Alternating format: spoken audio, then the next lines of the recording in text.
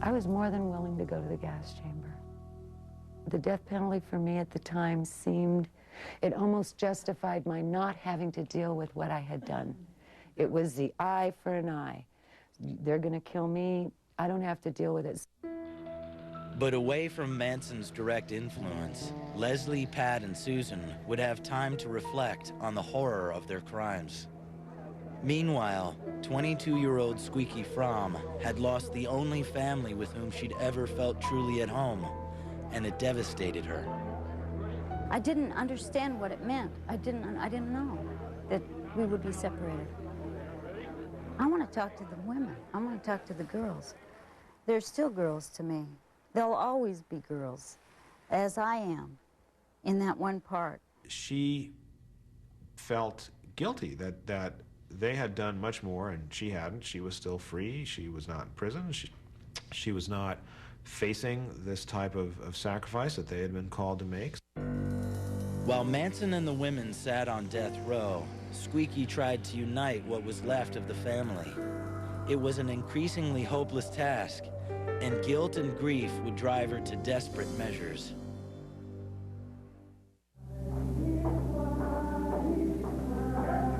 The trio of women who killed at Charles Manson's command had spent just 10 months on death row when the U.S. Supreme Court outlawed the death penalty. On February 18, 1972, Leslie, Susan, and Patricia saw their sentences reduced to life behind bars. Over the next few years, their devotion to Manson slowly soured. Really, I just think that he was just a really good con artist. I feel like I was a pawn in whatever his scheme was.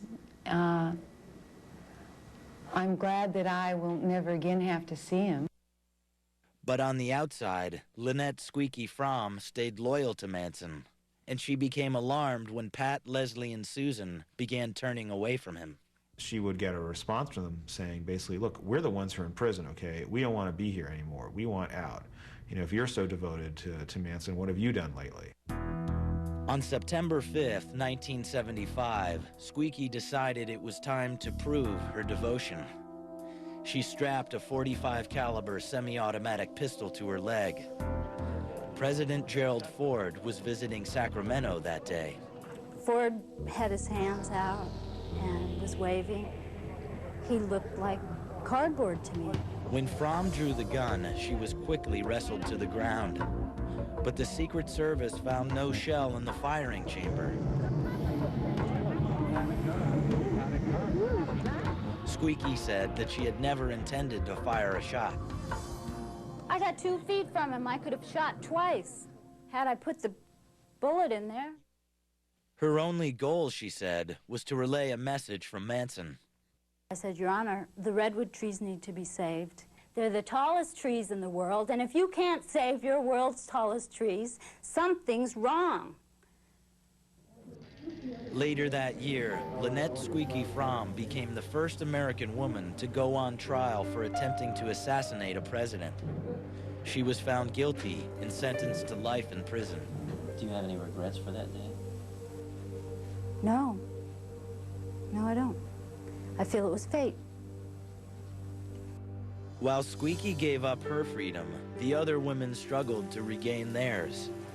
Over the years in the same California prison, Leslie, Pat, and Susan have earned college degrees and held down jobs. At parole hearings, they've offered up remorseful words. Even Susan, who once boasted about the killings.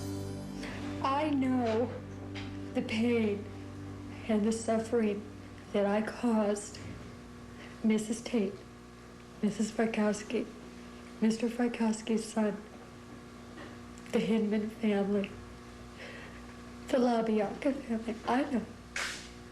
Nobody has to tell me. I know. She's not fooling me. She was not remorseful for killing Sharon. It didn't bother her a bit. So you're going to turn people like this loose on the streets?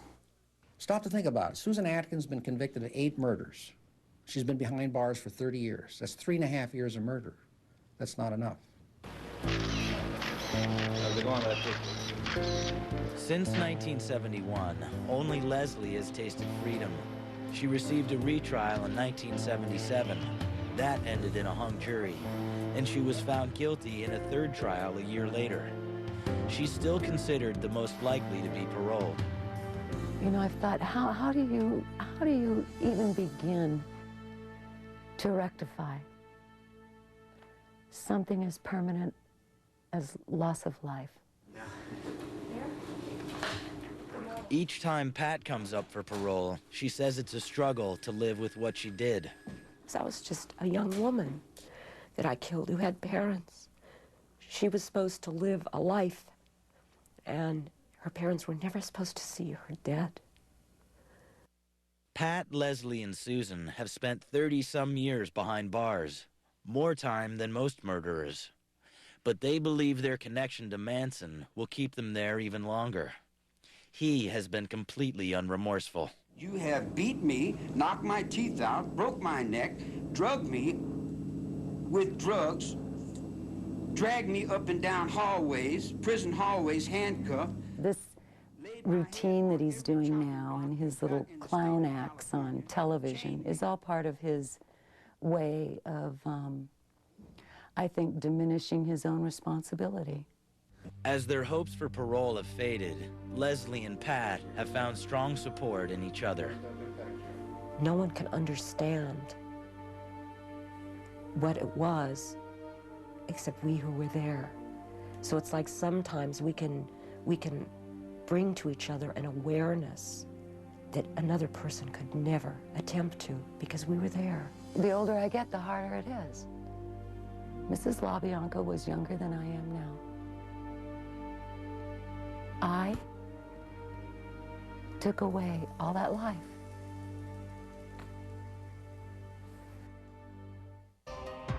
"35 years later, the Manson murders continue to shock and fascinate. And the Manson women continue to pay the price for their involvement. Susan Atkins, Patricia Krenwinkel, and Leslie Van Houten, all model prisoners, have been denied parole for a combined 36 times.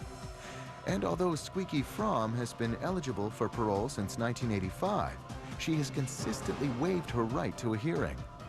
Though the Manson women retain the right to parole reviews, legal experts are confident that the grisly nature of their crimes will keep them incarcerated for the rest of their lives. And the man behind it all, 69-year-old Charles Manson, has been denied parole 10 times. Manson's next hearing is April 2007. He remains in a state prison in California where he is locked up 23 hours a day. You walked home with her every night, for years, dreaming of the moment. The moment science would lead you to him, and you could finally let her go. Cold Case Files, next on A&E.